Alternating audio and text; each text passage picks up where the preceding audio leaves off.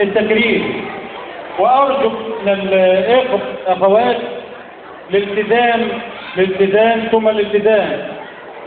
أبناء المكرمين كل واحد عارف طبعا إنه هو مكرم، فهيخرج على أساس ما ناخدش وقت عشان ما عادش فيه وقت.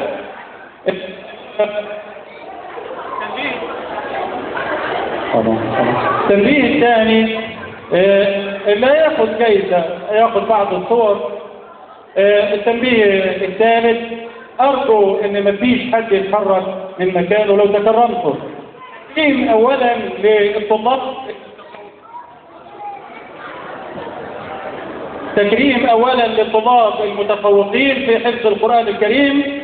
أولا الفئة الأولى والحائز على جائزة العمرة لهذه المسابقة، والأول في حفظ القرآن الكريم كاملا، فاز بجائزة العمرة الطالب معاذ ياسر محمد.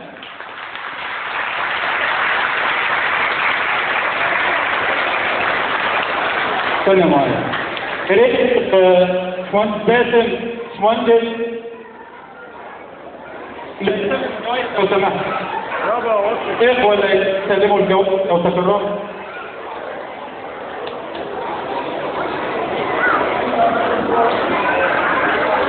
علي انت موجود؟ علي موجود؟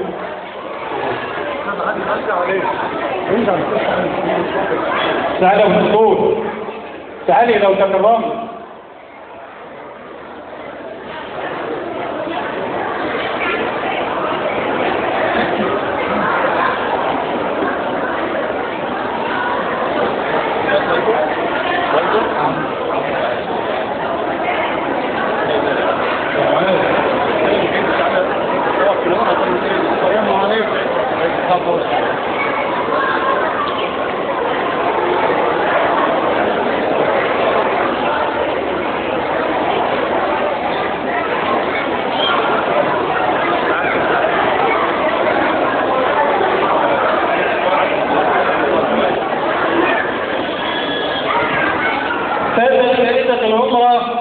الطالب معاذ ياسر محمد في حفظ القرآن الكريم كاملا.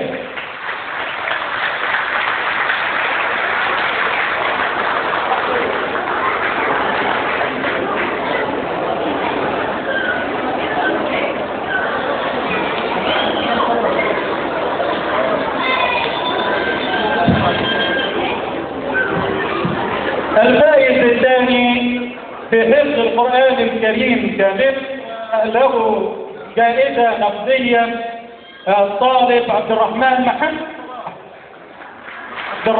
محمد. خذوا الباقي الثاني.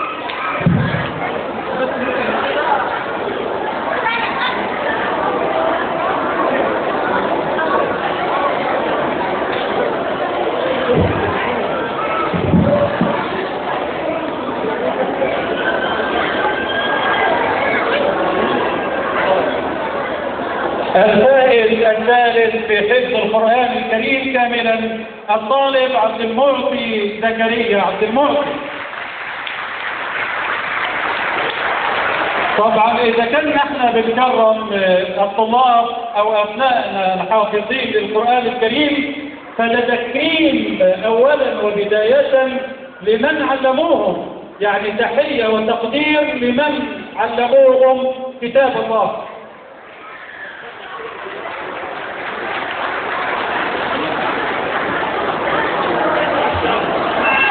الفائز الثالث أو الرابع في حفظ القرآن الكريم كاملا الطالب عبد الله خالد عبد اللطيف.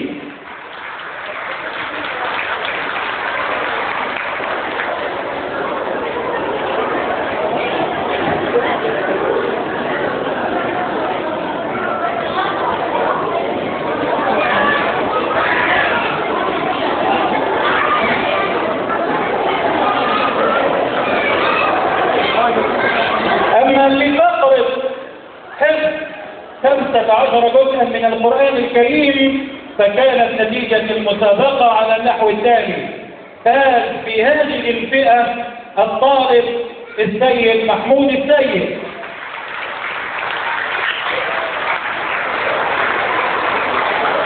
بسرعة لو سمحتوا، ما فيش وقت، بسرعة عشان صلاة المغرب.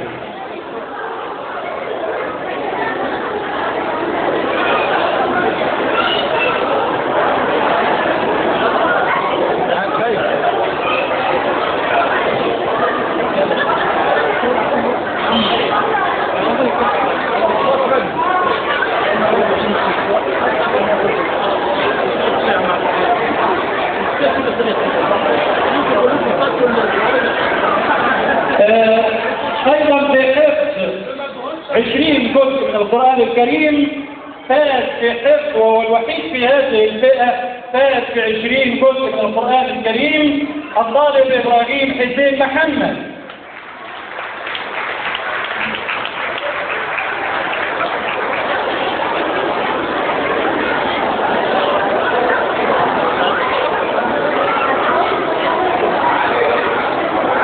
نعود مرة أخرى للفئة 15 جزءا في القرآن الكريم، والفائز الثاني في حفظ 15 جزءا في القرآن الكريم الطالبة يارا أحمد يحيى.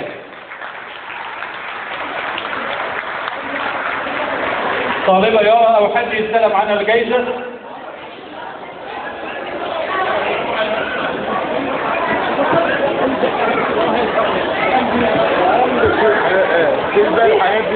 الفائز الثالث في حفظ 15 جزءا في القرآن الكريم الطالبة أسماء عبد الناصر إبراهيم.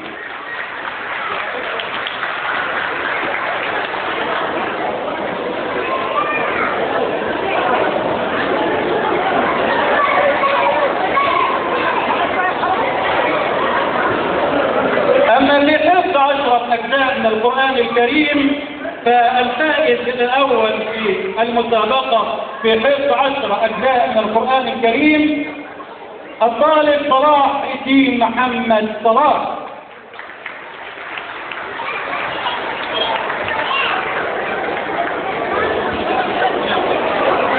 الطالب صلاح الدين محمد صلاح. الفائز الثاني في فئة 10 أجزاء من القرآن الكريم الطالبة أمل محمد سالم مجاهد.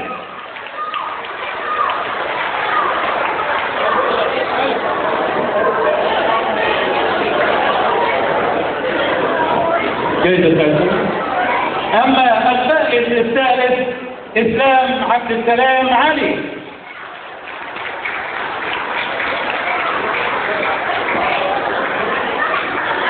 الفائز الرابع في حفظ 10 أجزاء من القرآن الكريم الطالب يحيى أحمد يحيى.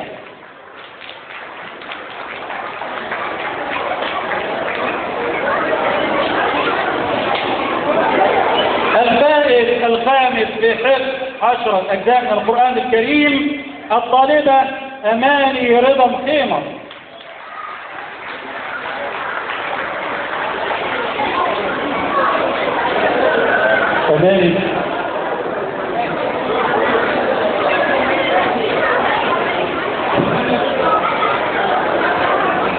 الفائز الخامس أو السادس في حفظ 10 أجزاء من القرآن الكريم الطالب أحمد محمد صبحي.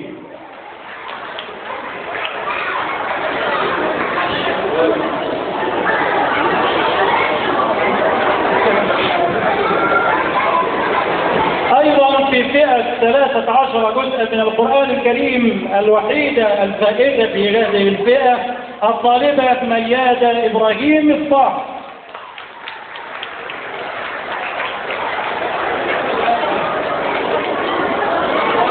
في فئة 9 أجزاء من القرآن الكريم فازت في هذه الفئة الطالبة ليلى عبد اللطيف خالد. ميادة فين ميادة؟ ميادة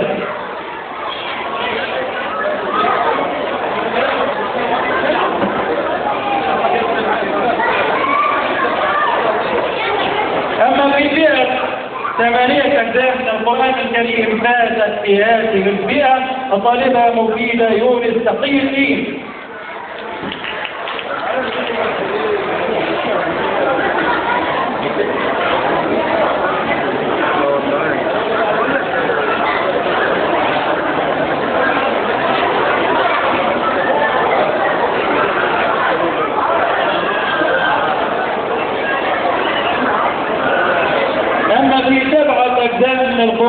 الكريم فازت في فئة الطالبة منا محمد عبد العزيز.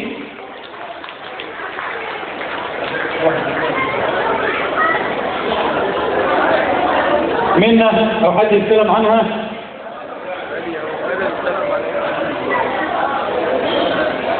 أيضا فاز في حفظ 7 أجزاء من القرآن الكريم الطالب محمد علي ذكري.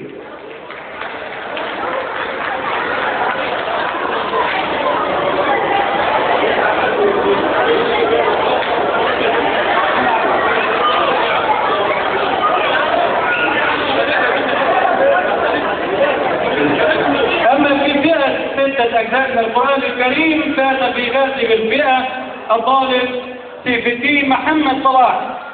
سيف الدين محمد صلاح.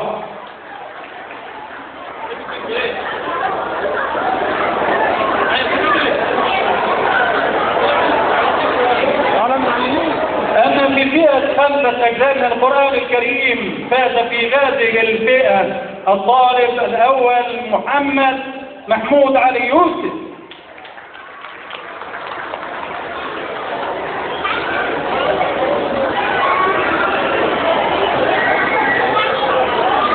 الثاني في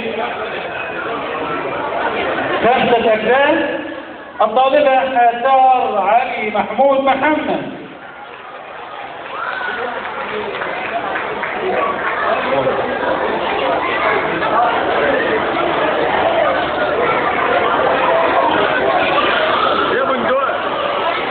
الفائز الثالث في 5 أجزاء الطالبة إيمان عبد الرازق شلبي.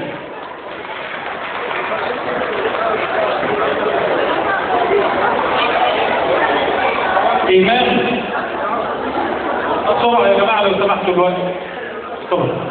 طيب اكتب الجائزة بتاعت إيمان. الفائز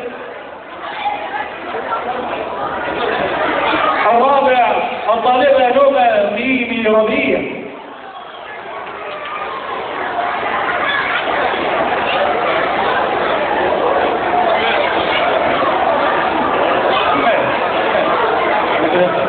الفائز الخامس الطالب محمد ياسر السيد حسن.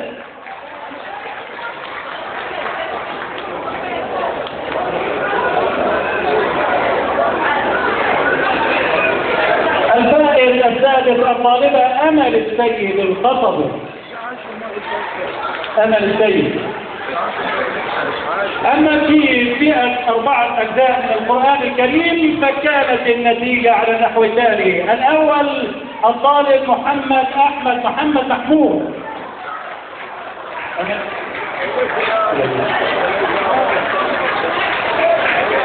أمل جيدة الأمل.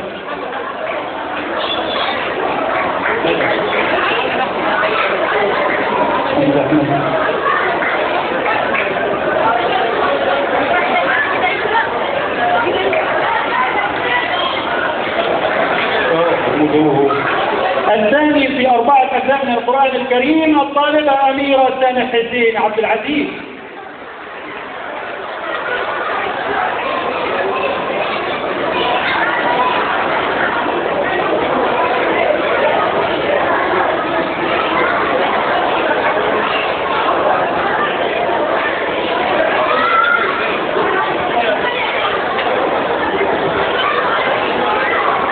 الفائز الثالث الطالبة هناء أحمد الرفاعي.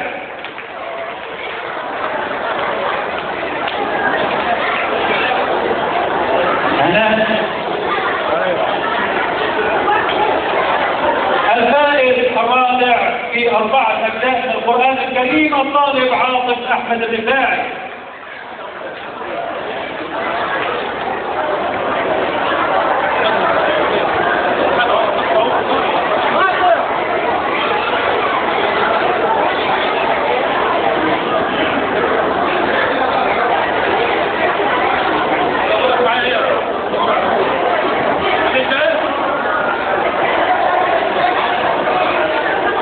أيضا في 5 أجزاء من القرآن الكريم الطالبة تبارك زكريا عبد المعطي.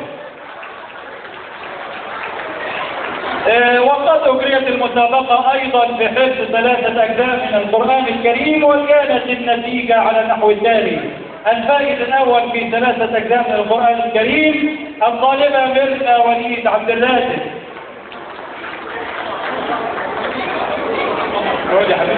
يا حبيبي اللي له أي ضايع يشوفوا يا جماعة. الفائز الثاني الطالب محمد ممدوح عبد السمير.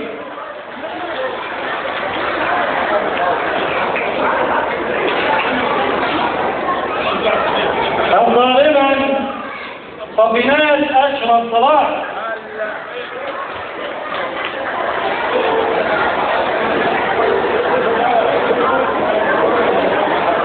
الطالبة فاطمة أحمد عبد المجيد. وعطيك تشجعوا الناس اليوم ما بيستاهلوش تشجيع ولا ايه؟ يعني تشجعوا الناس كده. الطالبة زينب سامح حسين عبد العزيز.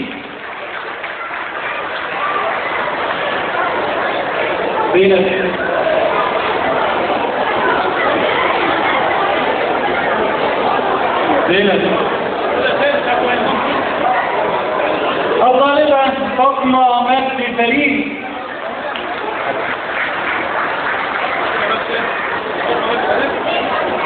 الطالب عبد الرحمن محمد بهنسي.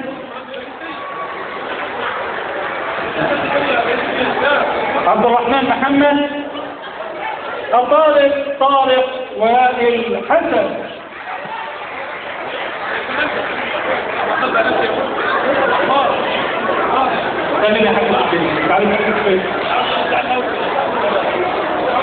الطالب علي وائل حسن طلبة.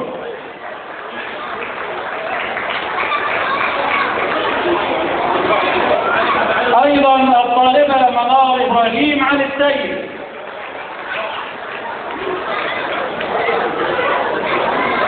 الطالبة بسملة العربي عبد الغني.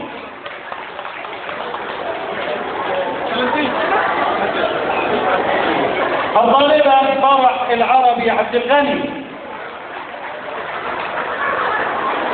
الطالبة منة محمد لطفي. الطالب كريم محمد علي. الطالب أنس فتحي إسلام.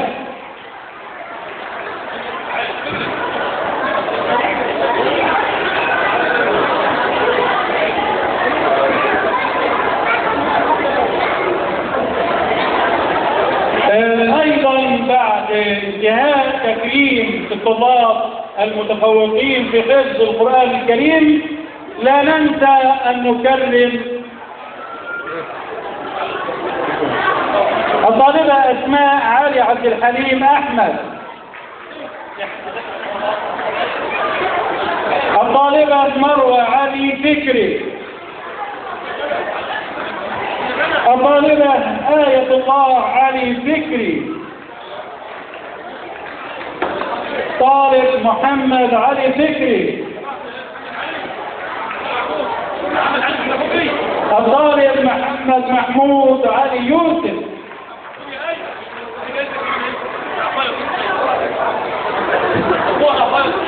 بعد أن انتهينا من تكريم الطلاب المتفوقين في مسابقة حفظ القرآن الكريم لا ننسى أن نكرم من علموهم الأستاذة غناء حسني خالد.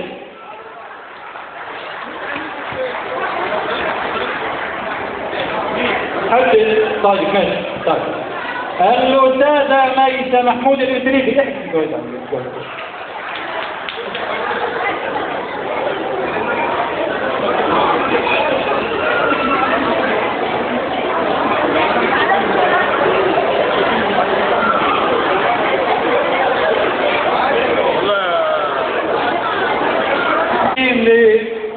لسادة ضيوف المعلمين منهم شيخ إسماعيل الدسوقي.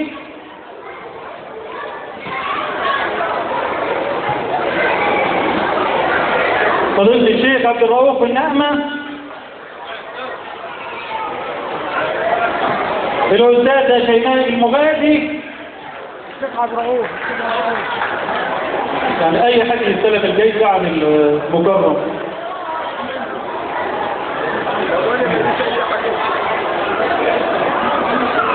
الأستاذة فريال عبد الواحد. الأستاذة أمل زكي. الجوائز هنا وإن شاء الله نقول الأسماء وبعد كده يستلموا جوائزهم. الأستاذة أمل زكي، الأستاذة لبنى، الأستاذة أمل سويرم، الأستاذ إسلام أحمد، الأستاذ محمد السعيد عبد الرازق، وأنا خالد البديهي.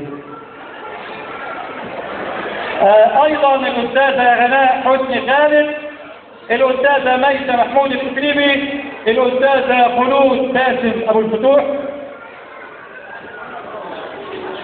الأستاذة نوال حمزة أفراح، الأستاذة شيرين عبد العزيز، الأستاذة فاطمة أحمد إبراهيم، الأستاذة لالة سلامة، الأستاذة أمل عبد الحميد محمد.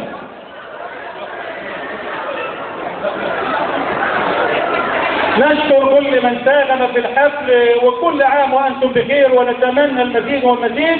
وشكر خاص وتحية وتقدير لمجلس إدارة جمعية جنة الرحمن الخيرية على هذا الجهد وعلى هذه المسابقة، ونسأل الله جل وعلا أن يجعله في ميزان حسناتهم جميعا. ونشكر الذين شرفونا بالحضور من الضيوف الكرام. كل عام وأنتم بخير، والسلام عليكم ورحمة الله وبركاته.